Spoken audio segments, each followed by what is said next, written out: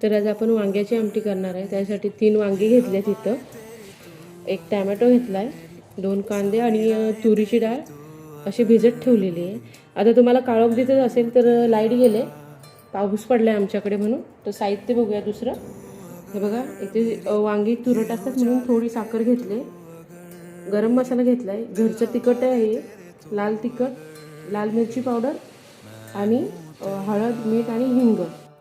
तर इथं वांगी कापून घेतलेली आहेत आणि वांगी पाण्यात ठेवायचे, नाहीतर वांगी काळी पडतात।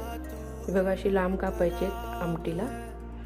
आणि टोमॅटो पण लांब कापलेला आहे आणि कांदा पण असा लाल कापून घेतलेला आहे। तर तेल तापलेलं आहे, तर सगळ्यात आधी तेलात डायरेक्ट वांगी घालायचे।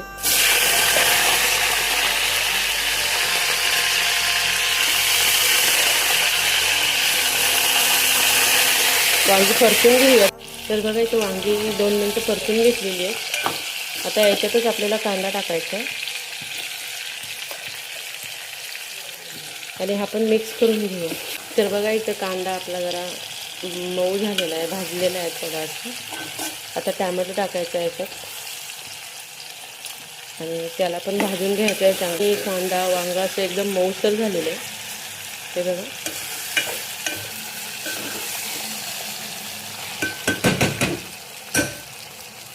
आता आपल्याला ह्याच्यात डाळ घालायची, ही डाळ भिजवून ठेवली ती घालायची। हे बघा, छान असं परतलेलं आहे सगळं। आता मसाले टाकायचे सगळे याच्यात।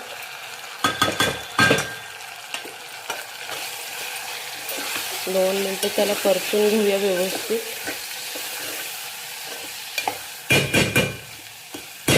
आणि एक वाफ काढायची त्याला, गॅस बारीक करून। छान त्याला वाफ काढून घेतलेली वांग्याच्या आमटीला। आता जेवढी तुम्हाला आमटी हवी तेवढं पाणी घाला।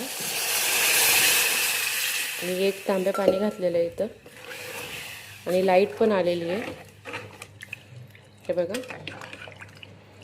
आता हे छान असं उकळी काढून शिजवून घेऊया।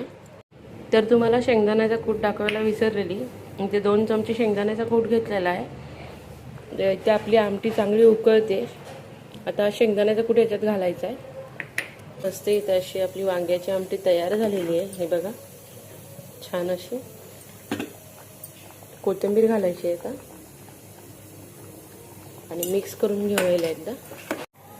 तर बघा, मस्त इथं अशी आपली वांग्याची आमटी तयार झालेली आहे। जर तुम्हाला माझ्या रेसिपी आवडत असतील तर प्लीज व्हिडिओला लाईक करा आणि चॅनेलला सबस्क्राईब करा।